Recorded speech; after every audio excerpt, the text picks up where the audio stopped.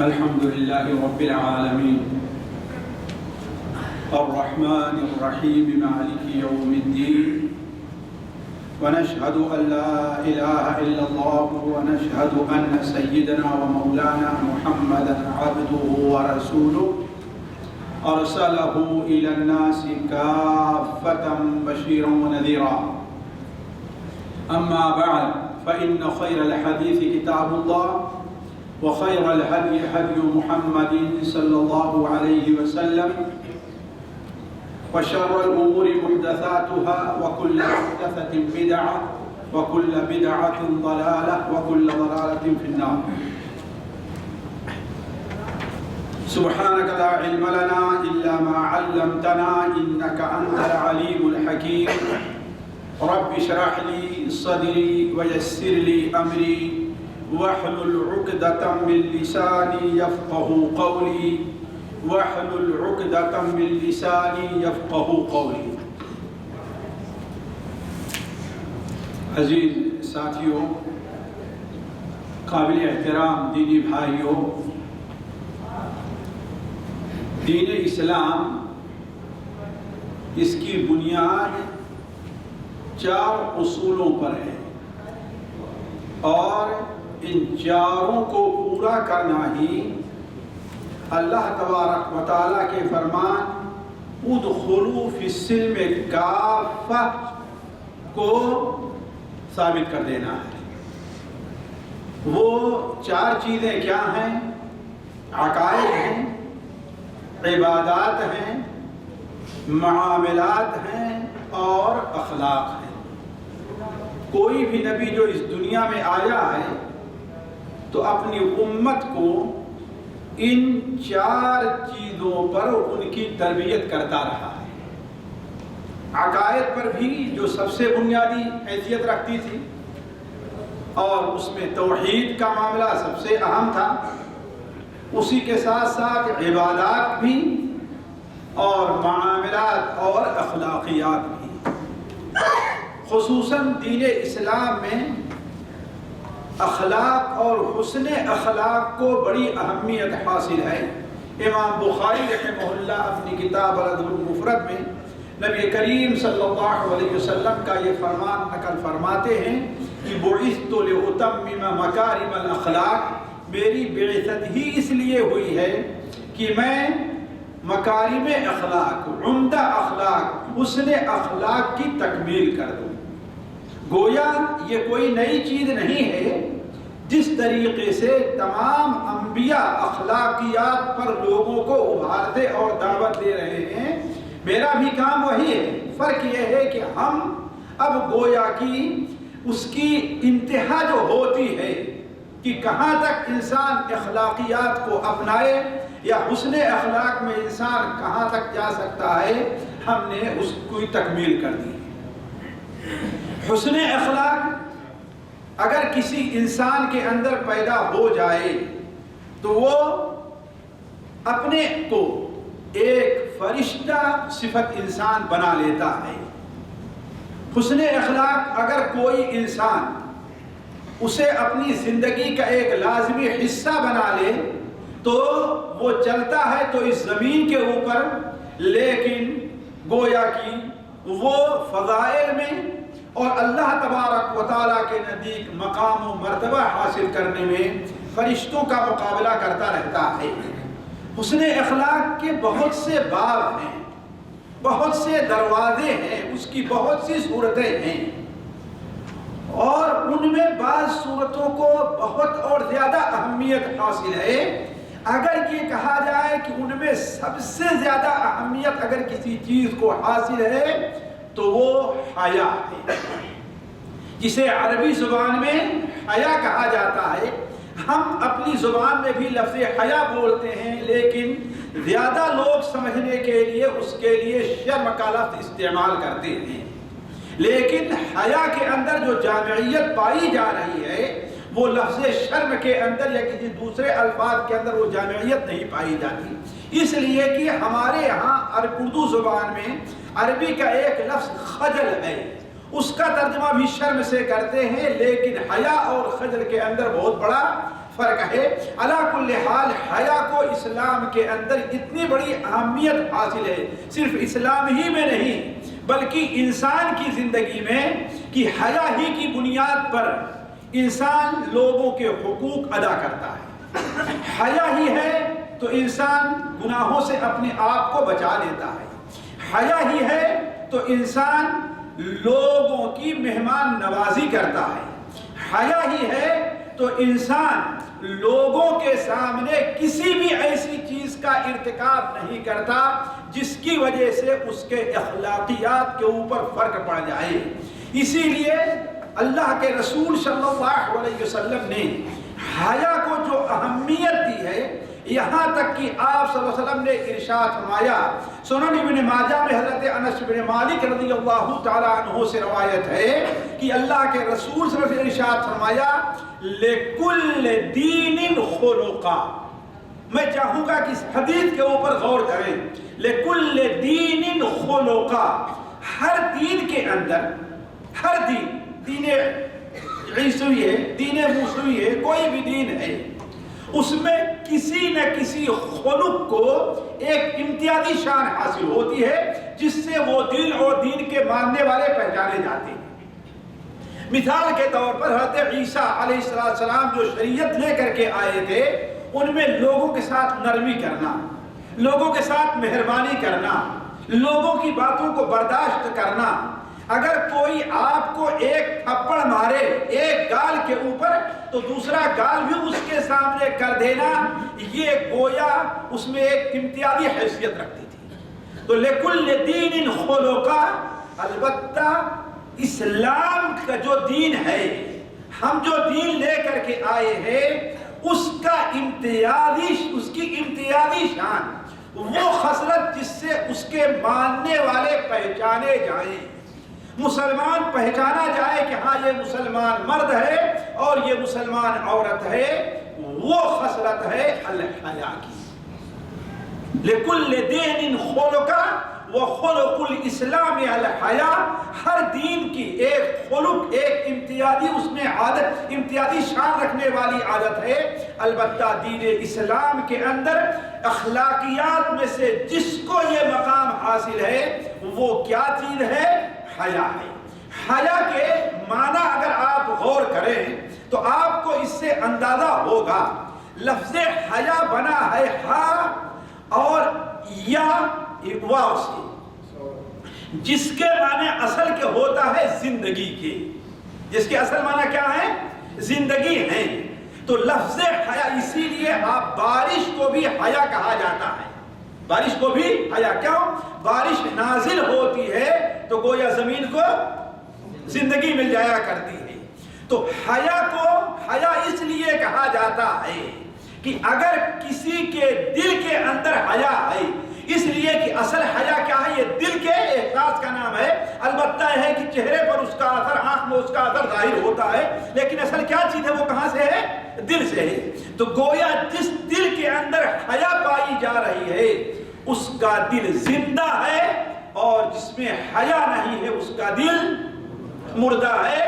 اور اگر دل مردہ ہو گیا تو گویا اس کا دین اور اس کا اسلام بھی مردہ ہو گیا۔ یہیں سے وہ سمجھیے کہ نبی کریم صلی اللہ علیہ وسلم نے ارشاد فرمایا کہ الحیاء والایمان قرنا جمیعا، حیا اور ایمان دونوں ایک ساتھ ہیں۔ اگر حیا اٹھ گئی تو ایمان بھی اٹھ جاتا ہے، اور اگر ایمان اٹھ گیا تو حیا بھی اٹھ جاتی ہے۔ کیوں؟ اس لیے کہ اگر حیا ہے تو گویا آپ کا دل زندہ ہے، آپ کا دل زندہ ہے تو اس کے اندر ایمان پایا جا رہا ہے۔ اگر آپ کا دل مردہ ہو گیا، آپ کے دل سے حیا کو چھین لیا گیا، نکال لیا گیا، تو گویا آپ کے اسلام کو بھی چھین لیا گیا ہے۔ علی کل حال ساتھیو، حیا سے متعلق گفتگو بڑی لمبی ہے، میں آپ کے سامنے چند باتیں حیا سے متعلق رکھتا ہوں۔ پہلی چیز یہ ہے ساتھیو کہ حیا کو اسلام میں کیا اہمیت اور کیا فضیلت حاصل ہے۔ حیا کو اللہ تبارک و تعالی نے دین اسلام کا ایک بہت عظیم حصہ قرار دیا ہے۔ اس کا اندازہ آپ اس حدیث سے لگائیں کہ نبی کریم صلی اللہ علیہ وسلم نے جہاں یہ بیان فرمایا جیسا کہ صحیح بخاری اور صحیح مسلم وغیرہ میں ہے کہ اسلام کی 70 یا 70 سے زائد شاخیں ہیں، اسلام کی 70 سے زائد شاخیں ہیں، سب سے اہم شاخ کون ہے؟ لا الہ الا اللہ ہے، اور سب سے ہلکی درجے کی شاخ کیا ہے؟ وہ راستے سے تکلیف دہ چیزوں کو ہٹا دینا ہے۔ ان دو شعبہ، ان دونوں ڈالیوں کا، ان دونوں شاخوں کا ذکر فرمایا۔ باقی آپ سمجھئے کہ جو 70 شاخیں رہ گئی تھی ان میں سے آپ صلی اللہ علیہ وسلم نے درمیان میں صرف ایک شاخ کا ذکر کیا ہے، اور وہ شاخ کیا ہے؟ حیا ہے۔ اس کا مطلب یہ ہے کہ اسلام میں حیا کو بڑی اہمیت حاصل ہے، تبھی تو آپ صلی اللہ علیہ وسلم نے ارشاد فرمایا وَالْحَيَاءُ شُعْبَةٌ مِّنَ الْإِيمَانِ۔ اسی طریقے سے امام بخاری رحمہ اللہ اپنی کتاب صحیح کے اندر اور اپنی کتاب الادب المفرد میں، اور امام مسلم رحمہ اللہ اپنے صحیح کے اندر حضرت عبداللہ ابن عمر رضی اللہ تعالیٰ عنہ سے نقل فرماتے ہیں کہ نبی کریم صلی اللہ علیہ وسلم کا گزر مدینے کی گلیوں میں ہو رہا تھا۔ آپ کا گزر ایک ایسے شخص کے پاس سے ہوا جو اپنے بھائی کو بڑی سرزنش کر رہا تھا، اپنے بھائی کو بہت سمجھا رہا تھا اور کہہ رہا تھا دیکھو تمہارا حق وہاں جو مارا گیا ہے یہ تمہارے شرم کرنے کی وجہ سے ہے، فلاں نے جو تمہیں گالی دی ہے اور تمہاری بدنامی ہوئی ہے یہ تمہارے شرم کی وجہ سے ہے، فلاں نے جو تم سے پیسہ لیا وہ واپس کیوں نہیں کر رہا ہے یہ تمہارے شرم کی وجہ سے ہے، جتنا تمہیں آج نقصان پہنچ رہا ہے سارا کا سارا تمہیں شرم کی وجہ سے ہے۔ اس اپنی بری عادت کو چھوڑو اور اپنے حقوق کو حاصل کرنے کی کوشش کرو۔ نبی کریم صلی اللہ علیہ وسلم وہاں پر پہنچے اور آپ نے فرمایا دعہو دعہو دعہو، اسے شرمیلا ہی رہنے دو، اس لیے کہ حیا ایمان کا ایک بڑا عظیم حصہ ہے، ایمان کا ایک بہت بڑا حصہ ہے۔ ہم مان لیں کہ دنیا میں سے اس کو کمی ہو جایا کرتی ہے لیکن آخرت میں کوئی کمی اس کو نہیں ہوتی، بلکہ دنیا میں جو کمی ہوتی ہے اس سے کہیں زیادہ اس کو آخرت میں اس کے عوض میں اللہ تبارک و تعالیٰ دے دے گا۔ اور ایک مومن کی اصل نظر جو ہوا کرتی ہے وہ کس پر ہوتی ہے؟ جی آخرت پر ہوتی ہے، نہ کہ دنیا پر ہوا کرتی ہے۔ اسی طریقے سے ساتھیوں نبی کریم صلی اللہ علیہ وسلم نے اس حدیث کے اوپر بھی غور کریں، آپ نے بیان فرمایا کہ حیا کے اندر خیر ہی خیر ہے، یعنی جو آدمی حیا کرتا ہے اس کا کبھی نقصان نہیں ہوتا۔ اگر بظاہر ہمیں نقصان ہو رہا ہے تو اس کا مطلب یہ ہے کہ یا تو حیا کے سمجھنے میں ہم سے غلطی ہو رہی ہے اور یا پھر اس نقصان کو سمجھنے میں ہم سے غلطی ہو رہی ہے، یا تو حیا کے سمجھنے میں ہم سے غلطی ہے یا پھر نقصان کو سمجھنے میں ہم سے غلطی ہو رہی ہے۔ تو آپ صلی اللہ علیہ وسلم نے ارشاد فرمایا کہ حیا سے انسان کو خیر ہی حاصل ہوتا ہے، حیا سے انسان کا کبھی نقصان نہیں ہوتا، بلکہ آپ صلی اللہ علیہ وسلم نے بیان فرمایا، صحیح مسلم شریف کی حدیث ہے، الحیاء خیر کل، حیا کا پورا معاملہ کس پر منحصر ہے؟ خیر ہی کے اوپر منحصر ہے، اس میں کبھی کسی انسان کا نقصان نہیں ہے۔ اسی طریقے سے نبی کریم صلی اللہ علیہ وسلم نے ایک انسان کی زینت، ایک انسان کی خوبصورتی، ایک انسان کی انسانیت کی جو اہم نشان ہے اسے کیا قرار دیا ہے؟ حیا کو قرار دیا ہے۔ چنانچہ آپ صلی اللہ علیہ وسلم نے ارشاد فرمایا، سنن ترمذی کے حضرت انس بن مالک کی روایت ہے کہ ما کان الفحش فی شیء الا شأنہ، بے حیائی، بد زبانی، بد کلامی، فحش بات بکنا کسی انسان کے اندر پائی جائے گی تو اس انسان کو وہ چیز برا بنا کر کے رکھ دیتی ہے، اگرچہ وہ اپنے طور پر اچھا بنتا ہے اور بہادر بنتا ہے، لیکن لوگ پیٹھ پیچھے اس کو اچھا اور بہادر نہیں کہتے ہیں، اگرچہ اس سے ڈر کر کے اس کی بد کلامی کو لوگ برداشت کر لیں، لیکن وہ اللہ تبارک و تعالیٰ کے نزدیک دنیا کے سب سے برے لوگوں میں ہے۔ نبی کریم صلی اللہ علیہ وسلم نے ارشاد فرمایا، اللہ تعالیٰ کے نزدیک قیامت کے دن سب سے برا وہ انسان ہے جس کی بدگوئی اور بد کلامی سے بچنے کے لیے دنیا میں لوگ اس کی عزت کرتے ہوں، دنیا میں لوگ خاموش ہو جاتے ہوں، تو آپ نے بیان فرمایا فحش اور بدگوئی، فحاشی کی باتیں، بد کلامی، بے حیائی کی چیزیں جس کے اندر پائی جائیں گی وہ اسے کیا کرتی ہیں؟ بے حیا بنا کر کے رکھ دیتی ہیں، برا بنا کر کے رکھ دیتی ہیں، خلق اور بددین بنا کر کے رکھ دیتی ہیں۔ البتہ حیا جس کے اندر پائی جاتی ہے اللہ تبارک و تعالی اسے مزین اور خوبصورت اور باعث زینت بنا کر رکھ دیتا ہے۔ بلکہ ایک حدیث میں نبی کریم صلی اللہ علیہ وسلم نے یہ بیان فرمایا کہ اللہ تبارک و تعالی حیا کو اور حیا کرنے والے کو پسند کرتا ہے۔ حیا کو تو یہ جائے کہ جو چیز اللہ تعالیٰ کو ساتھیوں پسند ہو جائے اس کے بارے میں آپ کیا کہہ سکتے ہیں کہ وہ کتنی خیر اس کے عوض میں آئے گی۔ چنانچہ سنن ابو داؤد اور سنن نسائی وغیرہ میں حضرت یعلا ابن امیہ سے مروی ہے کہ اللہ کے رسول صلی اللہ علیہ وسلم نے ارشاد فرمایا ان اللہ حیی ستیر یا ستیر، اللہ تبارک و تعالی حی شرم کرنے والا ہے، اور یہ انسان کی بڑی خوبی ہے کہ بعد وہ اچھی صفات جو اللہ تعالیٰ کے اندر پائی جاتی ہیں بندہ ان صفات کو اپنے اندر پیدا کر لے۔ مثال کے طور پر اللہ تعالیٰ کی ایک صفت معاف کر دینا ہے، درگزر فرما دینا ہے۔ بندہ اگر اپنے اندر یہ صفت پیدا کرے تو اللہ تعالیٰ کو بڑا محبوب ہوتا ہے۔ رحم کرنا یہ اللہ تعالیٰ کی صفت ہے۔ اگر بندہ اپنے اندر صفت پیدا کر لے تو اللہ تبارک و تعالیٰ کو نزدیک وہ قیامت کے دن اللہ کی رحمت کا مستحق ہوگا۔ اسی طریقے سے شرم کرنا یہ بھی اللہ تبارک و تعالیٰ کی ایک صفت ہے جو اس کی شان کے زیبا ہے۔ ہم اس کی کوئی اپنے لحاظ سے اس کی کوئی تفسیر نہیں کر سکتے، یہ اللہ تعالیٰ کی شان ہے، اور اللہ تعالیٰ چاہتا ہے کہ بندہ بھی اپنے اندر یہ صفت پیدا کرے۔ تو ان اللہ حیی ستیر یا ستیر، اللہ تبارک و تعالیٰ شرم کرنے والا اور پردہ کرنے والا، پردہ رکھنے والا ہے۔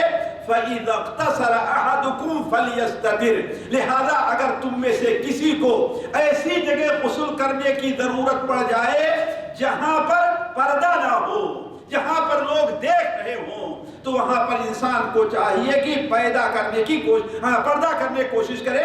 علی کل حال ساتھیوں، اس طریقے سے حیا کی بڑی صفات، خوبیاں ہیں، بڑے فضائل ہیں۔ ان میں سے ایک بڑی فضیلت یہ ہے کہ جتنے نبی اس دنیا میں آئے ہیں ان تمام نبیوں کے اندر حیا کی صفت تھی، اور تمام نبی حیا کی دعوت دیتے رہے ہیں۔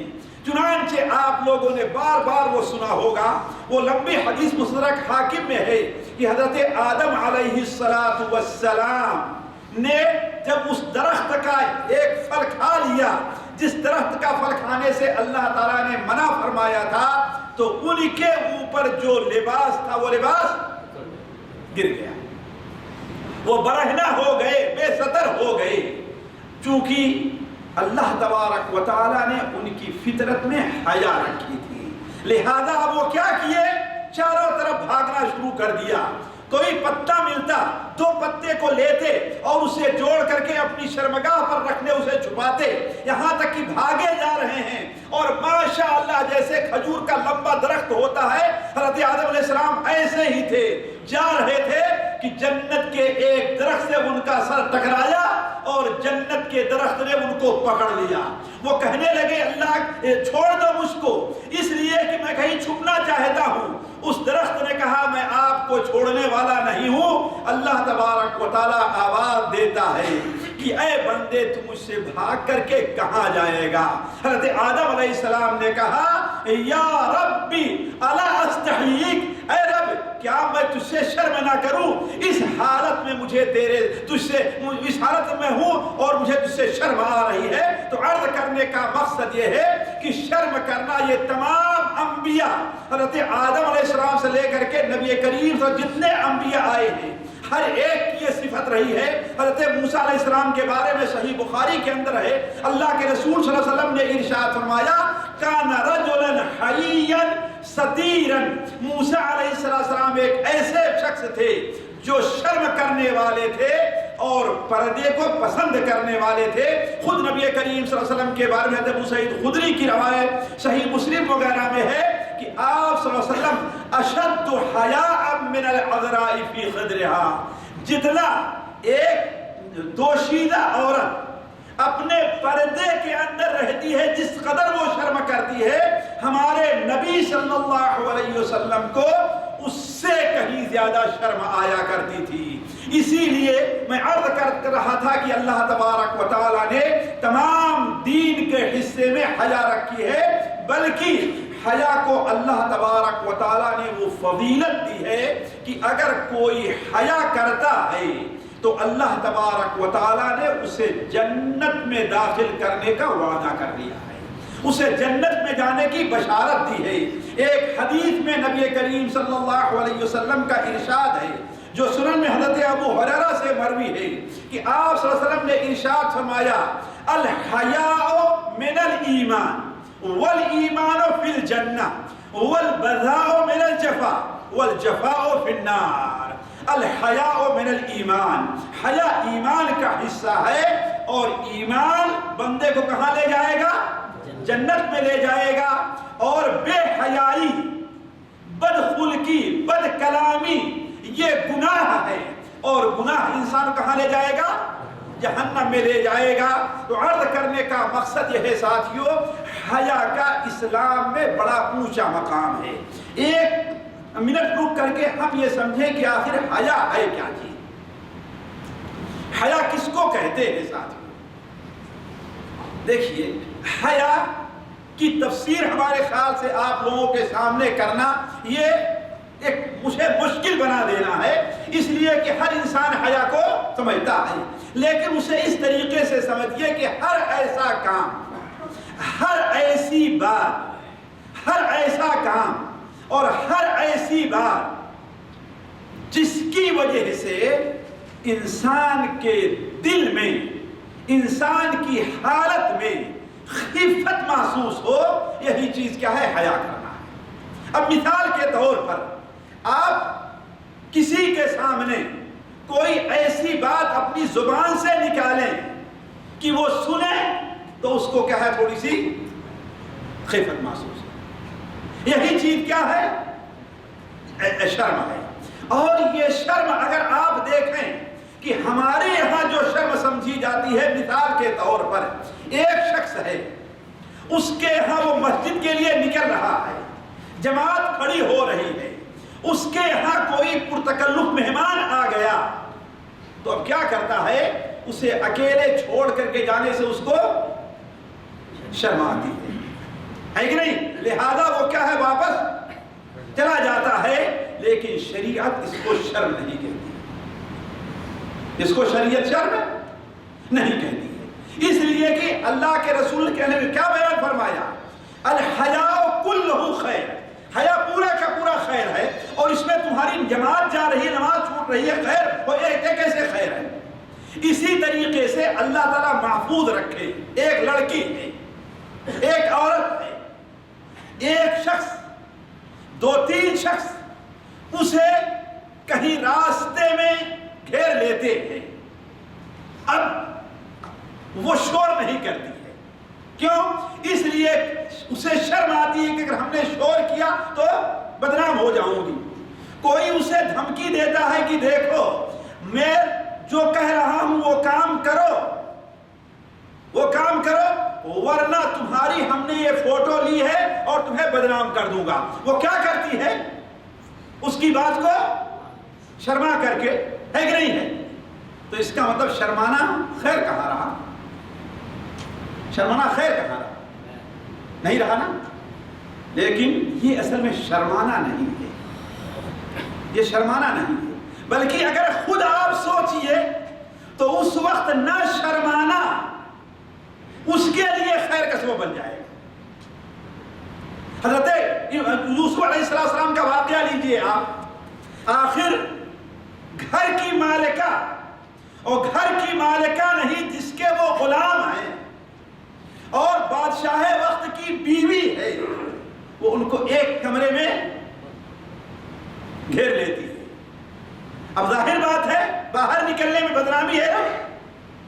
لوگوں کی جو عام اصطلاح ہے اس میں کیا ہے کہ خیر کیا ہے کہ اپنی عزت کو بچانے کے لیے، اپنے کو بدنامی سے بچانے کے لیے وہ جو کچھ کر رہی ہے وہ کر گزرے. لیکن آپ ذرا سوچیں تھے یوسف صاحب اقبال نے اس کی بات مان لیتے اس میں خیر تھی، یا کہ اس کی بات کو نہیں مانا اس میں خیر رہی؟ جی نہیں مانا. الحیاء کلہ خیر. انہوں نے کیا کہا؟ انہ ربی احسن مثوایا، یہ میرے مالک مجھے کیسے گوارا ہے، مجھے شرم نہیں آئے گی کہ اس نے مجھے اولاً تو خریدا غلام کے طور پر، لیکن بڑا اچھا سلوک میرے ساتھ کیا ہے.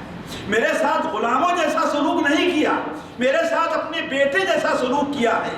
اب میں اسی کے ساتھ خیانت کروں، یہ میرے لیے کیسے گوارا ہو سکتا ہے؟ چنانچہ شرم کی کہ نہیں شرم کی؟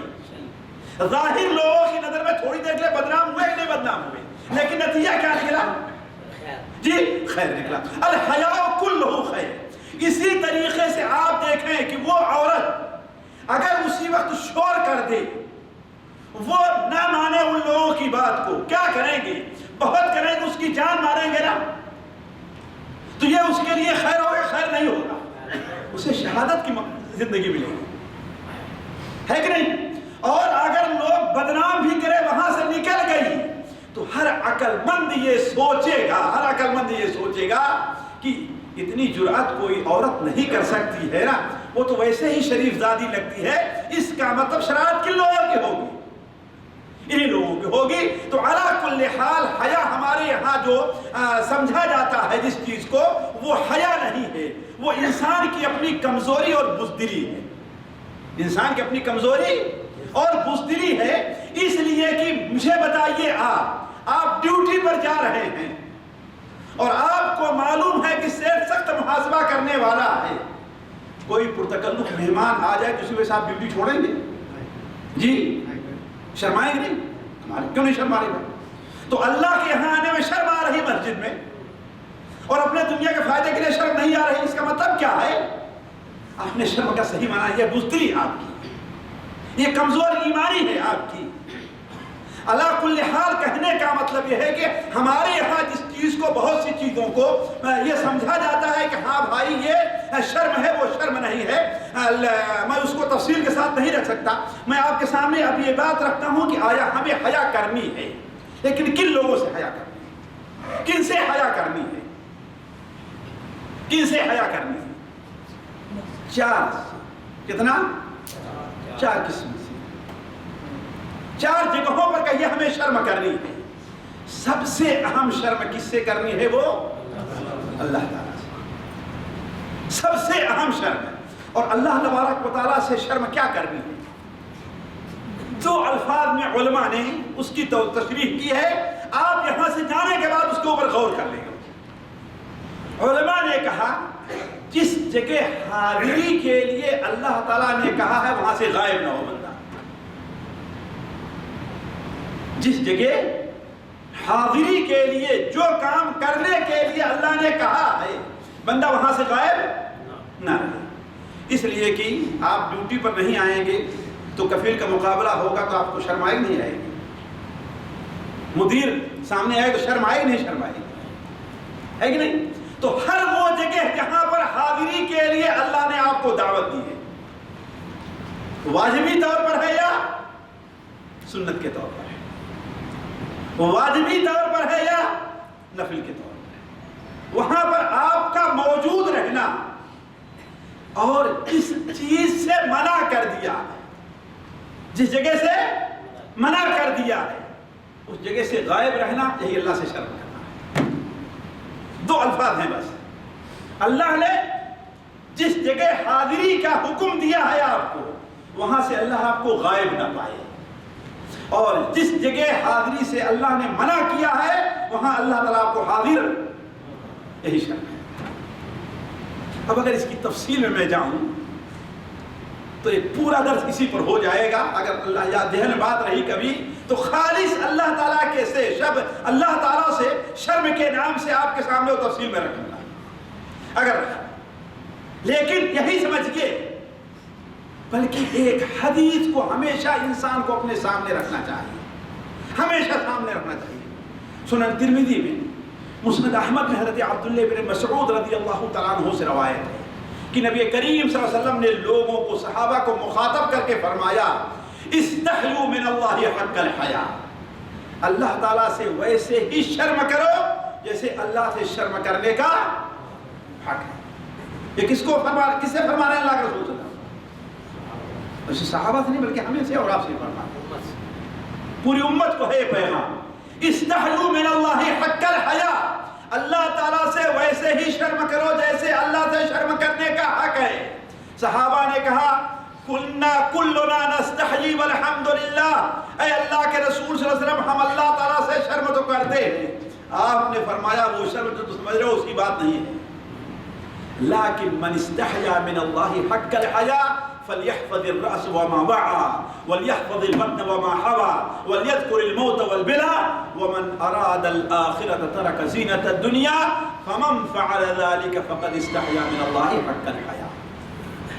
لیکن جو شخص اللہ تعالیٰ سے شرم کا حق ادا کرنا چاہتا ہے، ذرا اللہ سے شرم کی جو تعریف تھی ہم نے ذرا اس پر آپ غور کریں۔ اللہ تعالیٰ سے شرم کا جو حق ادا کرنا چاہتا ہے اسے چاہیے کہ سر اور سر جن چیزوں کو شامل ہے اس کی حفاظت کر لے، اپنی آنکھ کی حفاظت کر لے، اپنے کان کی حفاظت کر لے، اپنی زبان کی حفاظت کر لے، اپنے دانتوں کی حفاظت کر لے، دانتوں سے کسی ایسی چیز کو نہ چبائے جس کا چبانا شریعت نے جائز نہیں کیا، اپنی آنکھ سے کوئی ایسی چیز نہ دیکھے جس کا دیکھنا اور جس چیز کا دیکھنا شریعت نے کہا ہے اس سے غافل بھی نہ رہے۔ اللہ پوچھے گا تمہارے پاس ہماری کتاب تھی کہ نہیں تھی؟ ہماری کتاب تھی، اس کو تم نے پڑھا ہے کہ نہیں پڑھا ہے؟ اگر آپ نے نہیں پڑھا یہاں سے غائب رہے تو شرمائے نہیں شرمائے گے؟ تو فَلْيَحْفَظِ الرَّأْسَ وَمَا وَعَى، سر اور سر جن چیزوں کو شامل ہے اس کی حفاظت کر لی، یہ پہلی چیز ہے۔ دوسری چیز کیا ہے؟ وَلْيَذْكُرِ الْمَوْتَ وَلْيَحْفَظِ الْبَطْنَ وَمَا حَوَى، پیٹ اور پیٹ کے ارد گرد جو چیزیں ہیں اس کی حفاظت کر لی۔ پیٹ میں کیا ہے؟ معدہ ہے کہ نہیں معدہ ہے؟ معدے میں کوئی ایسی چیز نہ جائے جس کے جانے کی جائے شریعت نے۔ دل ہے کہ نہیں دل ہے؟ پیٹ میں ہے نا، پیٹ کے بعد دل ہے نا، دل میں شرک نہیں ہونا چاہیے، کفر نہیں ہونا چاہیے۔ سب سے اہم اللہ نے اپنی محبت کا حکم دیا ہے، اللہ کی محبت دل میں، اللہ کے دشمنوں سے اللہ نے دشمنی کا حکم دیا ہے، اللہ کے دشمنوں سے بغاوت کا جذبہ ہمارے دل میں ہونا چاہیے۔ کسی کا حسد، کسی کا کینہ، کسی کا بغض، کسی سے نفرت ہمارے دل کے اندر نہیں ہونی چاہیے، ہے کہ نہیں؟ تو وَلْيَحْفَظِ الْبَطْنَ وَمَا حَوَى وَلْيَذْكُرِ الْمَوْتَ وَالْبِلَى، موت اور موت کے بعد سڑ گل جانے کو انسان یاد رکھے۔ کس کو؟ موت کو، اور موت کے بعد سڑ گل جانے کو انسان یاد رکھے۔ اور وَمَنْ أَرَادَ الْآخِرَةَ تَرَكَ زِينَةَ الدُّنْيَا، اور جو شخص آخرت کا ارادہ چاہتا ہے وہ دنیا کی زینت کو چھوڑ دے۔ تو علی کل حال پہلی شرم کیا ہے؟ کس سے ہونی چاہیے؟ اور دوسری شرم اللہ تعالیٰ کے فرشتوں سے ہونی چاہیے۔ کس سے؟ اللہ تعالیٰ کے فرشتوں سے ہونی چاہیے۔ ہمارے آپ کے ساتھ ہیں کہ نہیں ساتھ؟ جی یہ بتائیے ہمارے پاس کوئی میگزین ہو، میگزین کوئی ہمارے پاس ہو، اور اس میں آج کل جیسے صورتحال میگزینوں کی ہے، اخبار ہے، اس میں گندی تصویریں، عوریاں نیم عوریاں تصویر رہا کرتی نہیں رہا کرتی، ہے کہ نہیں؟ دیکھتے ہیں کہ نہیں دیکھتے؟ اللہ تعالیٰ کے فرشتے ہمارے پاس دو موجود ہیں، موجود ہیں نہیں موجود؟ تو اگر ہمارے پاس 1.5 سال کا ایک بچہ آ جائے تو اس کو کہ دیکھتے رہیں گے، بند کر دیں گے۔ تو اللہ کے دو فرشتوں کی حیثیت ہمارے 1.5 سال بچے کی بھی نہیں ہے، ذرا سوچو۔ دوسری چیز کیا ہے؟ اللہ کے فرشتوں سے بھی کوئی ایسا کام ہمیں نہیں کرنا چاہیے اس سے اللہ کے فرشتوں کو ایذا اور تکلیف پہنچے، ورنہ ہمیں شرم آئے گا۔ مثال کے طور پر اگر آپ پیاز کھائے رہے، منہ سے بدبو آتی رہے، یا سگریٹ پی لیں، منہ سے بس ایک بات سامنے حاضر ہو جائیں گے آپ؟ جی حاضر ہوں گے؟ تو آپ سگریٹ پی کر کے مسجد میں اللہ کے فرشتے رہتے کہ نہیں رہتے؟ ہے کہ نہیں؟ تو کہنے کا مطلب کہ اللہ سے دوسری چیز تو اللہ کے فرشتے ہیں. یہ اور مسئلہ ہے کہ تنہا اگر کمرے میں ہے پھر بھی برہنہ نہ ہو. اس لیے فرشتے موجود ہیں کہ نہیں موجود وہاں؟ ہے نا موجود فرشتے؟ وہ دیکھ رہے ہیں کہ نہیں دیکھ رہے ہیں آپ؟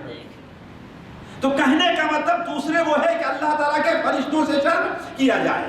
اور تیسرا کیا ہے؟ لوگوں سے شرم کیا جائے. کس سے؟ لوگوں سے، عام انسانوں سے. کوئی ایسی بات لوگوں کے سامنے نہ کہیں جس سے ان کو ہمیں شرم آئے. کوئی ایسی حرکت نہ کریں جس سے انہیں، کوئی ایسی حالت اپنی نہ بنائیں جس سے لوگوں کو، جو لوگوں کے سامنے باعث شرم اور باعث حیا ہو. اور سب سے اہم شرم جو ہے ساتھیوں وہ کیا ہے؟ وہ کیا ہے سب سے اہم شرم؟ کہ انسان خود اپنے آپ سے شرم کرے. وہ کیسے؟ خود کیسے؟ بسا اوقات آپ ایک کام کرنا چاہتے ہیں لیکن سوچتے ہیں کہ لوگ کیا کہیں گے. حافظ صاحب نے یہ کام کیا ہے، مولوی صاحب یہ کام کر رہے ہیں، ہے نا؟ شرمائے نہیں شرمائے؟ اگر یہ احساس پیدا ہو جائے تو انسان سے اللہ کے حکم میں کبھی کوتاہی نہیں. تو علا کل حال کہنے کا مطلب یہ ہے کہ یہ شرم وہ تھی. ہم نے کہا کس سے شرم کرنی چاہیے. باتیں اس سلسلے میں بہت ہیں کہ بھائی حیا کے مظاہر کیا ہیں، قلت حیا کے مظاہر کیا ہیں. کہ حیا ہمیں اندر بہت سی ایسی چیزیں پائی جاتی ہے کہ ہم اس کو حیا نہیں سمجھتے، اس کو بے حیائی نہیں سمجھتے، لیکن حقیقت میں کیا ہے وہ بے حیائی ہیں. لیکن کسی اور مجلس میں اللہ تبارک و تعالیٰ سے دعا ہے کہ اللہ تبارک و تعالیٰ ہمارے اندر یہ صفت جو خالص ایمانی صفت ہے، اللہ تعالیٰ ہمیں اسے اپنے اندر پیدا کرنے کی توفیق عطا فرمائے. اللہ تعالیٰ ہمارے اندر وہ صفت پیدا کرے کہ ہمیں اللہ تعالیٰ سے شرم آئے. ہمارے اندر وہ جذبہ پیدا کرے کہ اللہ تعالیٰ کے فرشتوں سے ہمیں شرم آئے، اللہ کی مخلوق سے شرم آئے. اللہ تعالیٰ ہمیں اور آپ کو شرم و حیا کا پیکر بنا دے. اللہ تعالیٰ ہمارے اور آپ کے لیے حیا کا وہ ہمارے اندر وہ گن پیدا کر دے، وہ صفت پیدا کر دے کہ اللہ تعالیٰ ہمیں قیامت کے دن کی رسوائی اور شرمندگی سے محفوظ رکھ لے. اللہ تعالیٰ ہمارا آپ کا یہاں پر جمع ہونا قبول فرمائے. یہاں جمع ہونے کی برکت سے اللہ تعالیٰ ہمارے اور آپ کے گناہوں کو معاف فرما دے. سبحانک اللہم و بحمدک اشہد ان لا الہ الا انت استغفرک و اتوب الیک.